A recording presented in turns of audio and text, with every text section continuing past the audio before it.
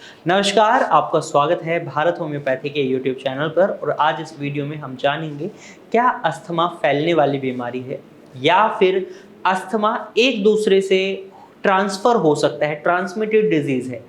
तो ऐसा बिल्कुल भी नहीं है, क्योंकि ये एक बहुत ही कॉमन सवाल है जो अस्थमा मरीज के मन में भी आ जाता है या उसके जो फ्रेंड सर्कल में फैमिली मेम्बर्स हैं उनके मन में आ जाता है। जब भी किसी व्यक्ति को अस्थमा डायग्नोस होता है, उनके मन में ये रहता है कहीं इसकी वजह से हमें अस्थमा ना हो जाए, और कई बार पेशेंट के मन में ये रहता है कि कहीं मेरी वजह से मेरे किसी नोन को या मेरे किसी क्लोज वन को अस्थमा ना हो जाए। तो आपको घबराने की ज़रूरत नहीं है, अस्थमा इस वजह से कभी नहीं होता, ये फैलने वाली बीमारी नहीं है।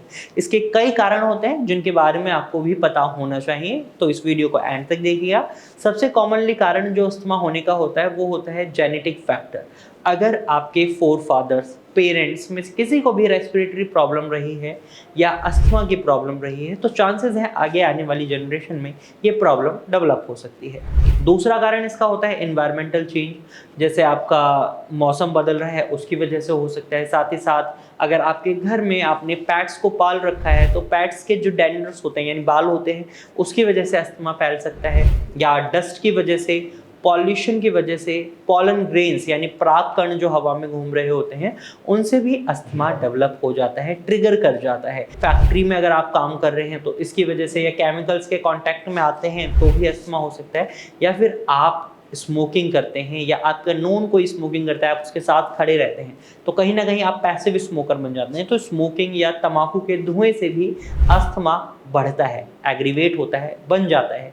तो ये कुछ कारण हो सकते हैं। इसके साथ साथ अगले कारण की अगर हम बात करें तो ये कारण है एलर्जी। अगर आपको किसी चीज़ की एलर्जी हो जाती है, तो चाहे वो परफ्यूम की हो, चाहे वो किसी खाने की चीज़ की हो, तो इससे भी अस्थमा डेवलप हो सकता है। अगला कारण हो सकता है आपका वायरल इन्फेक्शन। अगर आपके रेस्पिरेटरी सिस्टम में, एयरवेज में किसी भी तरीके का वायरल इन्फेक्शन बन जाता है तो ये आगे चलकर अस्थमा का रूप ले सकता है, तो एक कारण ये हो जाता है। वहीं अगर आप बहुत ज़्यादा एक्सेसिव एक्सरसाइज करते हैं, हैवी वेट एक्सरसाइज करते हैं और उस समय आपको सांस लेने में तकलीफ महसूस हो रही होती है, तो ये भी आगे चलकर अस्थमा का रूप ले सकता है, जिसे हम एक्सरसाइज इंड्यूस्ड अस्थमा बोलते हैं। तो ये कुछ कारण रहते हैं जिनकी वजह से अस्थमा डेवलप हो सकता है।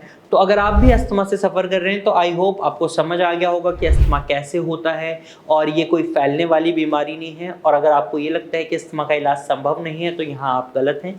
अस्थमा को बहुत ईजिली ठीक किया जा सकता है, भारत होम्योपैथी ने ऐसा किया भी है। तो अगर आप अस्थमा का इलाज ढूंढ रहे हैं तो आप स्क्रीन पर दिए गए नंबर पर कॉल कर सकते हैं और भारत होम्योपैथी की डॉक्टर की टीम से एडवाइस ले सकते हैं। आज के वीडियो में सिर्फ इतना ही, फिर मिलेंगे एक नई वीडियो के साथ, तब तक के लिए धन्यवाद।